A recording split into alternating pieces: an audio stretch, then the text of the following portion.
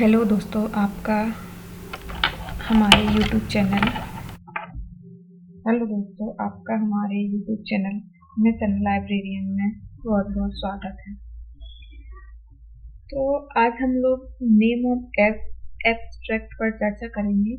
इस टॉपिक को लाने का उद्देश्य यही है कि आपका रिवीजन अच्छे से हो जाए, और अगर आप सभी पॉइंट को याद कर लेते हैं तो यकीन मानिए आपको इस टॉपिक से एक न एक प्रश्न परीक्षा में जरूर मिलेगा। और यह टॉपिक सभी एग्जाम के लिए समान रूप से उपयोगी हो, चाहे आप KBS का दें, NBS का दें, या स्टेट का दें, या UGC नेट का दें। अभी पहले के जैसे क्वेश्चन आपसे नहीं पूछे जाते कि 1 लाइन में पूछ लिया। अगर आप इसको याद कर लेते हैं तो इसमें मतलब कई प्रकार के क्वेश्चन बन सकते हैं। जैसे कि आपको सीक्वेंस में लगाने के लिए दे दिया जाता है, आपसे ईयर पूछ लिया जाता है, आपसे पब्लिशर का नाम पूछ लिया जाता है। अगर आप इसको जानते रहेंगे तो आप इसको आसानी से कर पाएंगे। तो सबसे बड़ी बात यह है कि अगर आप इसको सीक्वेंस से याद कर लेते हैं, और अगर आपको ईयर इसका याद नहीं भी रहता है या पब्लिशर आपको इसके याद नहीं भी रहते हैं, और अगर आप एक एक टॉपिक जैसे आ गया कि आप सीक्वेंस से मिलाइए, पहले कौन आया, उसके बाद कौन आया, उसके बाद में, तो अगर आप ये जानते रहेंगे तो आप आसानी से कर जाएंगे कि पहले फिजिक्स आया, फिर केमिकल आया, फिर बायोलॉजिकल आया, फिर साइकोलॉजिकल आया, फिर सोशलॉजिकल आया, करंट आया, और इंडियन साइंस एब्स्ट्रैक्ट आया, स्कोपस आया। ठीक है, ऐसे ही पब्लिशर का है। ये टॉपिक ऐसा है कि आप कितना भी इसको पढ़ लें लेकिन इसका या तो ईयर भूल जाते हैं, सीक्वेंस से हमें याद नहीं रहते हैं। तो मेरे बस यही प्रयास है कि अगर आपको ये सीक्वेंस से याद हो जाते हैं तो आप यकीन मानिए आपको 1 नंबर इसका जरूर मिलेगा। तो चलिए अब अपने को शुरू करते हैं कि आप इसको याद कैसे कर पाएंगे। तो सबसे पहले अपन देखते हैं फिजिक्स एब्स्ट्रैक्ट। अब अपन को इसको याद कैसे करना है, सबसे बड़ी बात ये है। अगर आप इसको ऐसे याद करते हैं कि पहले नेम ऑफ एब्स्ट्रैक्ट याद कर लिया, फिर उसके पब्लिशर कर लिए, फिर उसके ईयर याद कर लिए। और देखो, हिंदी और इंग्लिश का ये है कि अगर आप इसको इंग्लिश में पढ़ेंगे तो ज़्यादा अच्छा रहेगा, क्योंकि इसकी हिंदी लैंग्वेज थोड़ा सा टफ है और वो एग्ज़ाम में थोड़ा सा प्रॉब्लम करती है, इसलिए आप इसको इंग्लिश में ही याद करें तो ज़्यादा बेहतर रहेगा।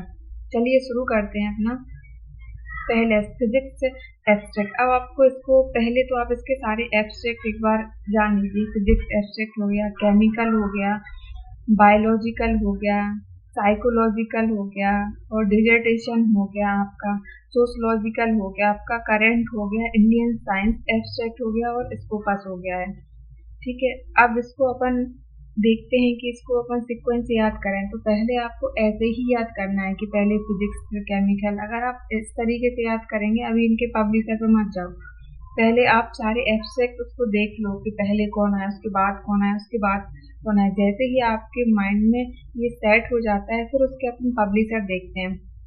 पब्लिशर में अपन ये देखते हैं कि हाँ पे इंस्पेक हुआ, अमेरिकन केमिकल सोसाइटी हुआ, बायोसिस हुआ, और साइको इन्फो हुआ, यूनिवर्सिटी माइक्रोफिल्म इंटरनेशनल हुआ।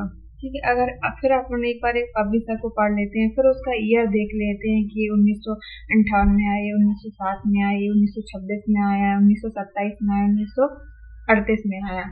अब इसको जैसे फिजिक्स एब्स्ट्रैक्ट हो गया, ठीक है, अब आपको सीक्वेंस से याद हो गया। अब इसको आप इसका पब्लिशर आप इसके देखिए कि हाँ इंस्पेक है।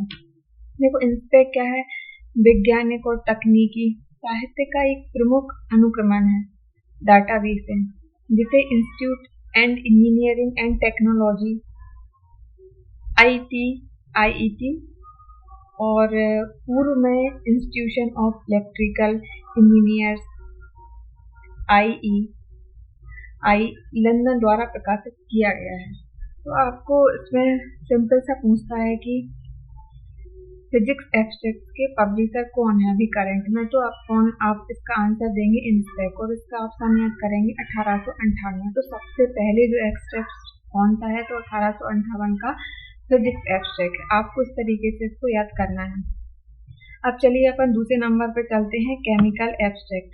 तो अब देखिए, केमिकल एब्स्ट्रैक्ट में और केमिकल एब्स्ट्रैक्ट में अपन देखते हैं कि अमेरिकन केमिकल सोसाइटी, इसके पब्लिशर कौन है? American chemical society. ये कब आया था? 1907 में। ये कई बार पूछा गया है कि केमिकल एब्स्ट्रैक्ट के पब्लिशर कौन है, तो अमेरिकन केमिकल सोसाइटी है, ये आपको याद रखना है। और सन इसका क्या है? तो 1907 है।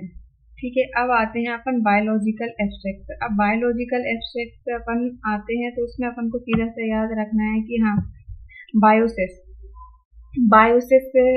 थॉमस थॉमसन रॉयटर्स इसके पब्लिशर हैं। और ये कब आया था? 1926 में आया था। अब देखो इसमें ईयर वाई भी दिया गया है कि 1958, फिर 1907, फिर 1926, फिर 27, फिर 1938। तो इसमें भी आपको थोड़ी हेल्प मिल जाएगी। अब चलिए, अब अपन 4 नंबर का देखते हैं, साइकोलॉजिकल एब्स्ट्रैक्ट। तो psycho info American psychological association, ये कब आया था? 1927 में आया था।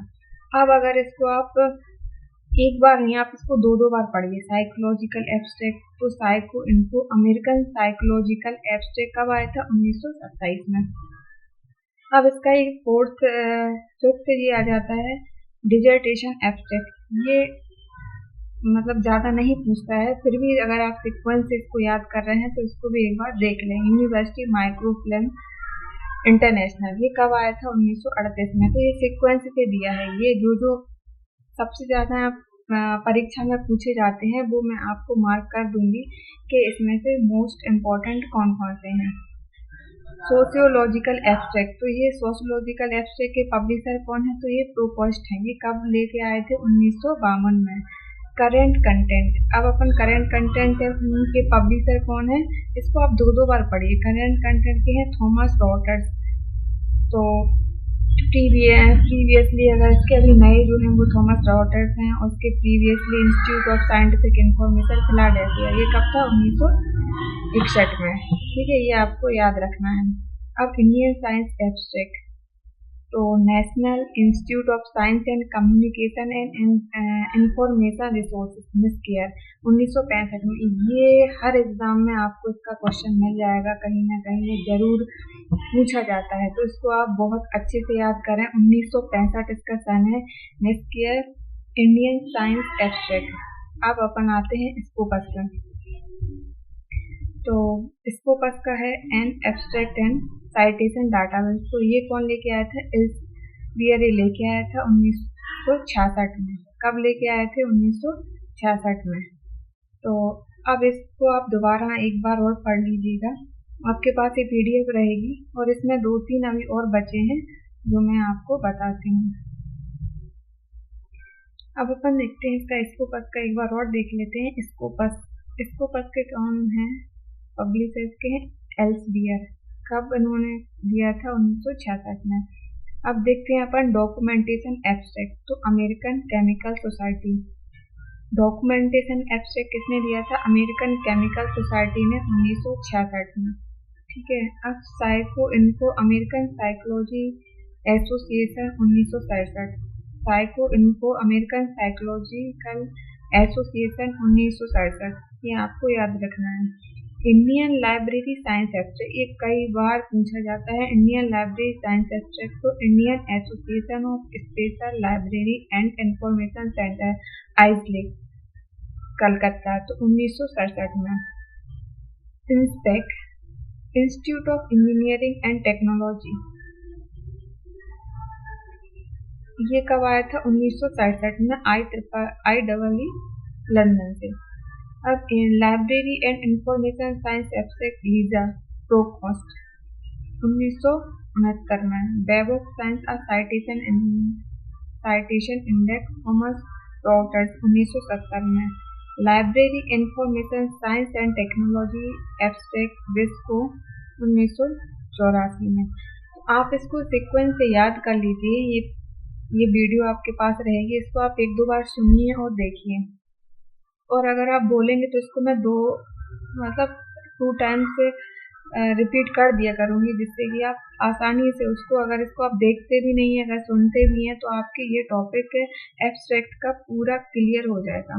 अभी एक बार और देख लेते हैं स्कोपस किसने दिया था? एल्सेवियर ने दिया था, 1966 में दिया था। Documentation abstract American chemical society 1966, psych for American psychological association 1967, Indian library science abstract ISLIC ने 1967 में, इंस्पेक्ट तो institute of engineer and technology London 1967 में, library and information science abstract LISA ProQuest 1969 में, web of science a citation index Thomas Reuters 1970 में, library information science and technology abstract विस्को industry 1984 में।